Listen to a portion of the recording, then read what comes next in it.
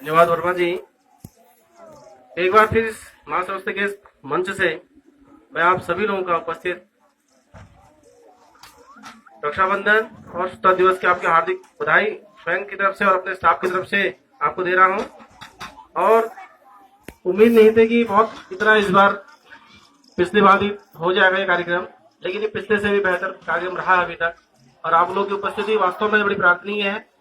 और इस क्रम में हमारे निदेशक महोदय हैं श्री आर के कुंवर जी, उनका एक संदेश स्वतंत्रता दिवस पर आया है और उन्होंने कहा है कि सभी उपस्थित अभिभावकों को सुनाया जाए। इसी क्रम में मैं आपको यह संदेश पढ़ के सुना रहा हूं। राष्ट्र आजादी आज आजादी का 73वां स्वतंत्रता दिवस धूमधाम से मना रहा है और इस पुनीत अवसर पर समस्त छात्र छात्राओं, शिक्षकों, कर्मचारियों और अभिभावकों को स्वाधीनता दिवस की हार्दिक शुभकामनाएं। आज से 72 वर्ष पूर्व आज ही के दिन हमारा देश वर्षों की गुलामी के पश्चात ब्रिटिश शासन से मुक्त हुआ था। हम स्वतंत्र भारत में प्रजातांत्रिक अधिकारों का उपयोग कर रहे हैं। स्वतंत्रता से पूर्व हमारे देशवासियों द्वारा स्वतंत्रता की पीड़ा को महसूस किया गया है, जिसके क्रम में हमारे देश के वीर सपूतों द्वारा देशभक्ति और अपनी अमूल्य बलिदान के साथ देश को आजाद करने के लिए प्रयत्न किए गए, जिसके परिणाम स्वरूप देश को आजादी प्राप्त हुई। सभी बच्चे ध्यान से सुनेंगे प्लीज। भारत विश्व का सबसे बड़ा प्रजातांत्रिक देश है। देश के नागरिकों में देशभक्ति एवं राष्ट्र प्रेम का भाव ही देश की संप्रभुता को सुरक्षित रखने के साथ साथ देश को विकास के पथ पर आगे बढ़ा सकता है। परंतु समय के साथ आज हमारे छात्र छात्राएं देश की स्वतंत्रता के लिए किए गए देशभक्तों के संघर्ष एवं गाथाओं से अनभिज्ञ होते जा रहे हैं। स्वतंत्रता आंदोलन एवं हमारे वीर शहीदों की गाथाएं युवाओं में देश के प्रति प्रेम और राष्ट्रभक्ति के लिए प्रोत्साहित कर सकेंगे। अतः समय समय पर विद्यालयों में ऐसे आयोजन किए जाएं जिसमें देशभक्ति के दृष्टांत हों। तो मेरा अनुरोध है कि विद्यालयों में बच्चों को देशभक्तों की गाथाएं एवं उनके बलिदान से परिचित कराया जाए। स्वतंत्रता दिवस, गणतंत्र दिवस जैसे राष्ट्रीय पर्वों द्वारा प्रार्थना सभा में प्रेरणादायक प्रसंगों से बच्चों को देशभक्ति की गाथाओं से परिचित कराया जाए। बच्चों में उत्तम एवं जिम्मेदार नागरिकों के गुण विकसित करने हेतु निम्नलिखित विषयों पर निबंध प्रतियोगिताएं भी आयोजित की जा सकती हैं और वाद विवाद प्रतियोगिताएं भी, जैसे कि एक नागरिक के रूप में मेरी जिम्मेदारियां। बच्चों ध्यान से सुने, आप आने वाले समय देश के नागरिक हैं और एक नागरिक के रूप में मेरी जिम्मेदारियां क्या होंगी, इस पर निबंध हो सकते हैं और वाद विवाद प्रतियोगिताएं हो सकती हैं। राष्ट्रीय संपत्ति की सुरक्षा, अपने परिवेश की स्वच्छता हेतु क्या क्या कदम उठा सकते हैं और मेरी पसंदीदा पुस्तक। इन विषयों पर चर्चा करने से बच्चों में जहां राष्ट्रीय संपत्ति को संरक्षित करने का भाव पैदा होगा, वहीं जिम्मेदारी का एहसास भी हो पाएगा। तो स्वतंत्रता दिवस के इस अवसर पर सामाजिक विज्ञान, राजनीति विज्ञान के शिक्षक बच्चों को स्वतंत्रता का अर्थ समझाएंगे तो यह भी बताएंगे कि देश के नागरिक किस प्रकार शासन में भागीदारी करते हैं, हम कैसे देश के विकास में योगदान कर सकते हैं तथा शिक्षित एवं कर्तव्यनिष्ठ होकर किस प्रकार से एक अच्छा नागरिक बन सकते हैं। हमारे मूल कर्तव्य क्या क्या है। बच्चों आप बैठिए। शिक्षकों से मेरा व्यक्तिगत अनुरोध है कि अध्ययनरत छात्र छात्राओं को अपेक्षित ज्ञान विज्ञान के साथ नैतिक पाठों से भी परिचित कराएं। बच्चों में विद्यारंभ से ही आदर्श नागरिक के गुण विकसित किए जाएं। व्यक्तिगत बुराई से दूर रहने हेतु भी वातावरण तैयार करते हेतु छात्र छात्राओं को समाज में एक आदर्श नागरिक की भूमिका अदा करने हेतु प्रेरित किया जाए। तो स्वतंत्रता दिवस की पावन मेला पर मेरी समस्त अभिकर्मियों और प्यारे छात्र छात्राओं और अभिभावकों से अपेक्षा है कि देश एवं समाज के विकास के लिए हम अपने कर्तव्यों का ईमानदारी से पालन करते रहेंगे। अंत में सभी को स्वतंत्रता दिवस की हार्दिक शुभकामनाएं। जय हिंद। ये हमारे आर के कुंवर, निदेशक महोदय, माध्यमिक शिक्षा, देहरादून। इसके बाद IAS ऑफिसर है आर मीनाक्षी सुंदरम, ये है महानिदेशक। हमारे निदेशक के ऊपर एक पद होता है, वह महानिदेशक का वह है। उनका ये कहना है कि इस दिवस विद्यालयों में पुस्तकालयों की स्थापना और विकास, खेल सामग्री की सुनिश्चितता एवं विभिन्न स्तर पर खेल प्रतियोगिताएं भी आयोजित करने की कोशिश की जाए और विभाग की वरीयता में इसको शामिल किया जाए ताकि छात्र छात्राओं का सर्वांगीण विकास हो सके। इसके अतिरिक्त छात्र छात्राओं में स्वच्छता संबंधी आदतों के विकास, जल संरक्षण, सड़क सुरक्षा, आपदा प्रबंधन जैसे विषयों पर निरंतर जागरूकता कार्यक्रम किए जाएं, जिसमें विभिन्न प्रकार के कार्यक्रम हैं, जैसे अंग्रेजी में वार्तालाप किया जा सकता है, बालिका पंचायत बिठाई जा सकती है, इंस्पायर अवार्ड हो सकते हैं, बाल सभा जैसे बहुत महत्वपूर्ण कार्यक्रम विभाग द्वारा जो संचालित किए जा रहे हैं उनको और अच्छे से किया जा सकता है। और इन कार्यक्रमों के माध्यम से हमें प्रत्येक छात्र की प्रतिभा को एक नया आयाम प्रदान करने हेतु सतत और प्रयत्नशील विकास के रूप में रहना होगा। तो विभिन्न शैक्षिक योजनाओं का लाभ छात्र छात्राओं तक सुलभ कराने के लिए सभी अधिकारियों तथा संस्थाध्यक्षों को सजगता और सक्रियता के साथ अपने कर्तव्य का निर्वहन करना होगा। प्रदेश की शिक्षा की दृष्टि से समर्थ बनाने में तथा छात्रों को शिक्षा के माध्यम से आत्मनिर्भर बनाने हेतु सभी शैक्षणिक और शिक्षणेतर कर्मचारियों को अपने अपने दायित्व का निर्वहन करना आवश्यक है। आइए हम इस पुनीत अवसर पर अपने दायित्व का भलीभांति निर्वहन करने के प्रति कृत संकल्पित हों। जय हिंद, जय भारत। ये जो संदेश थे ये हमारे निदेशक और महानिदेशक के हैं, और जैसा कि थोड़ा मंच संभाल लिया है तो अपना कुछ व्यक्तिगत बातें भी आपको बता दूं। कुछ ऐसे प्रयास इस विद्यालय के हित में एक लीग से हटकर मैंने किया, तो अपनी तारीफ तो नहीं करूंगा, लेकिन आपको बताता हूं कि क्या स्थिति अभी तक विद्यालय की है। दो बातें बड़े ध्यान से सुनिए सभी लोग। जैसे कि आप देख रहे हैं जिस विद्यालय प्रांगण पे आप बैठे हुए हैं, बिल्डिंग पर, ये सन 2004 में, जुलाई 2004 में इसका अपग्रेडेशन हुआ था इस विद्यालय की बिल्डिंग का, और हमने एक हाई स्कूल 2004 से लेकर काफी समय तक केवल इसी बिल्डिंग में संचालित किया। हमारे पास जूनियर के बहुत सारे टीचर्स थे और हाई स्कूल के टीचर्स थे, सभी मिला के 14-15 का समय हुआ करता था। बाद में जिला प्लान से माननीय हरीश राव जी के द्वारा, जो इस पर राज्यसभा सांसद भी रहे थे, उनके द्वारा 2 कक्षों का निर्माण कराया गया, और उसके बाद 2 कक्षों का निर्माण जिला प्लान से फिर वहां पर लास्ट में किया गया है, और एक कंप्यूटर कक्षा हमारे पास उपलब्ध है। 6 से लेकर 10 तक की कक्षाएं संचालित की जाती हैं और 5 कक्षाएं निश्चित तौर पर चलाई जाती हैं, जिसमें एक स्टाफ रूम और एक प्रिंसिपल कक्ष भी होता है।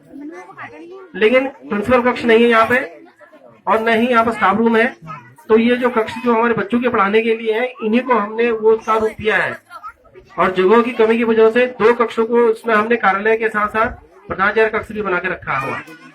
अब बात करता हूँ इस बिल्डिंग की।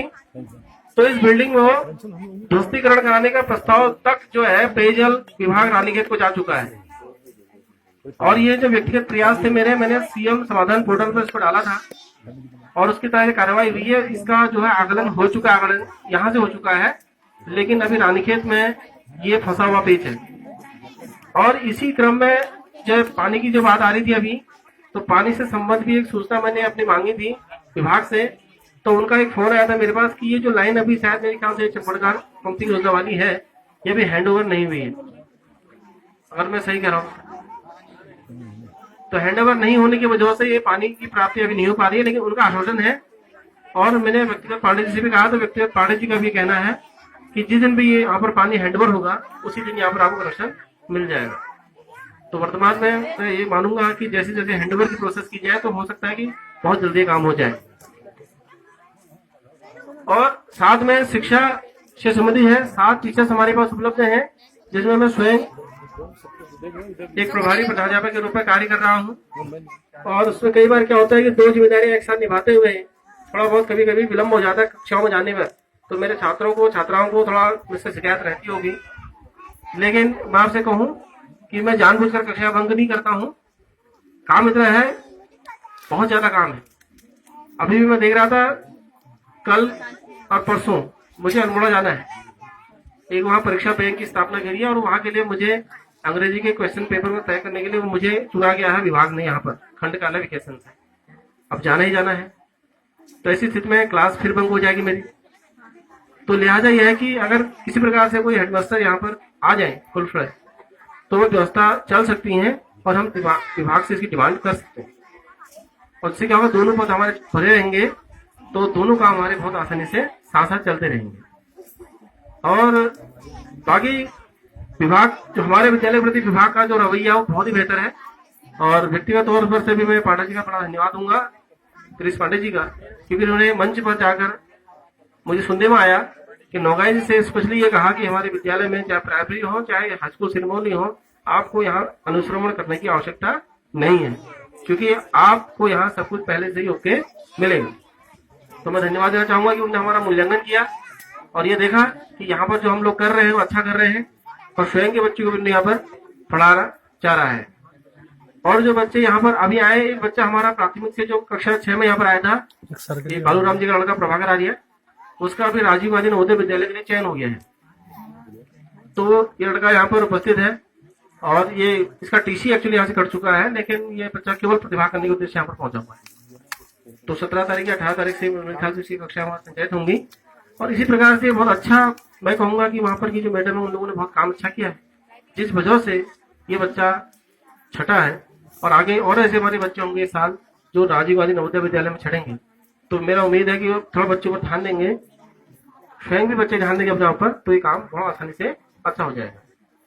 बाकी यदि किसी को कोई समस्या विद्यालय से संबंधित हो तो विशेष मतलब किसी भी दिन आकर किसी मेरा फोन नंबर पर बात करके मुझे बता दें, जिससे मुझे मौका मिल जाए उन कमियों को दूर करने का।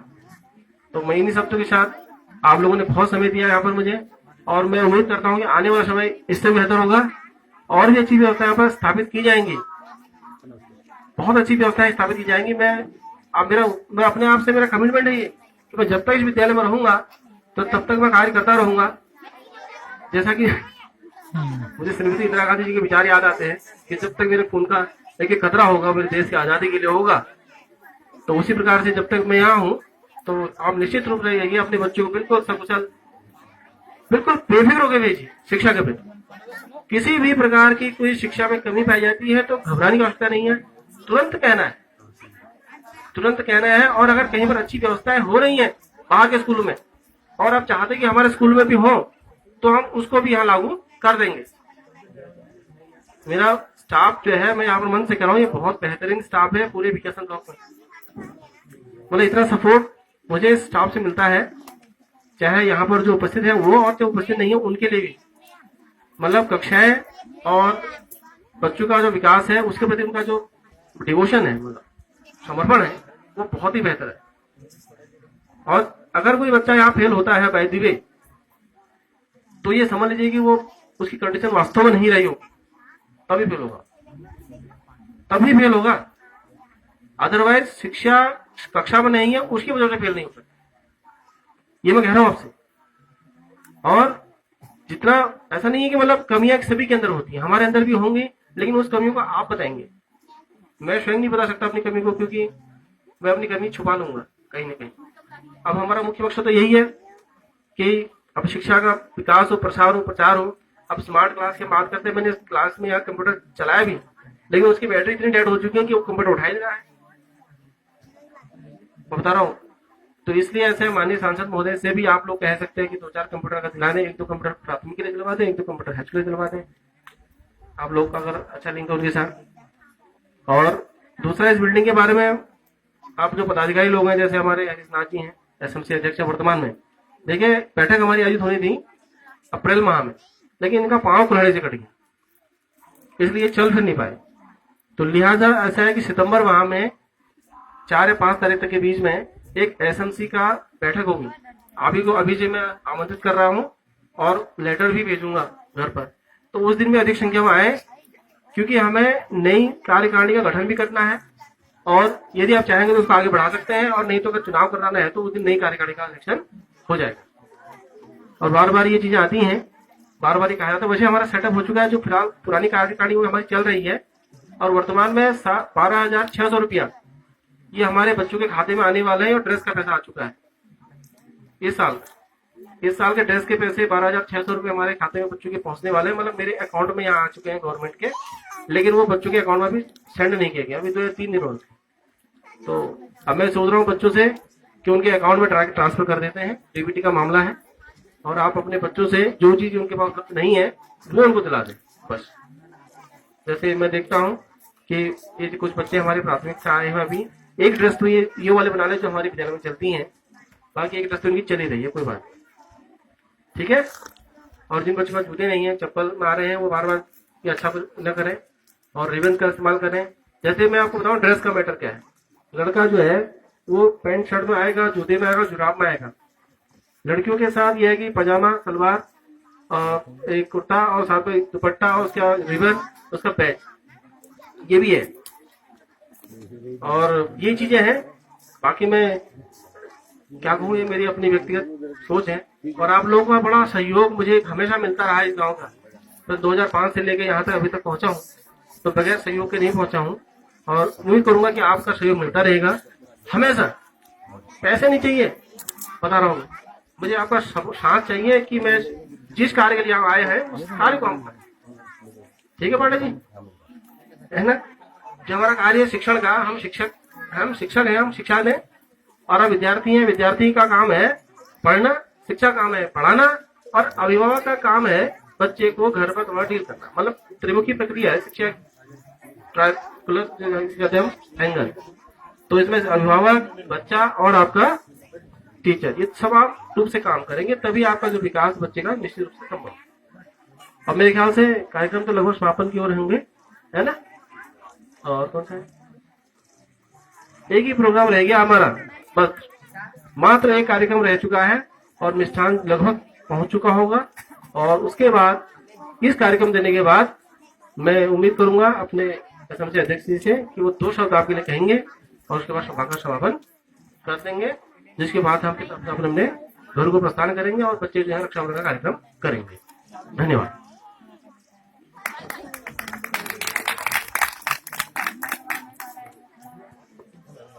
धन्यवाद प्रसाद जी, आपने जो है अपने आशीर्वाद रूपी वचन से यहाँ की क्षेत्रीय जनता को और जो कमी हम यहाँ देख रहे हैं उसको पूरा करने के लिए आपने जो है यहाँ की